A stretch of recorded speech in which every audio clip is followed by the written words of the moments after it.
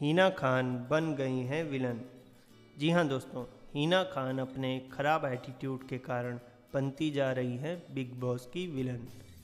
जैसे आपको पता है, अर्शी खान और जुबेर की फ़ाइट में हिना ने खुलकर जुबेर की साइड ली, जिस पर सलमान ने उन्हें बहुत डांटा, मगर इस डांट का भी हिना पर कोई असर नहीं हुआ है और वो प्रियंक की साइड ले रही हैं अब, जिसे सलमान ने आकाश को पीटने के कारण बिग बॉस से निकाल दिया है।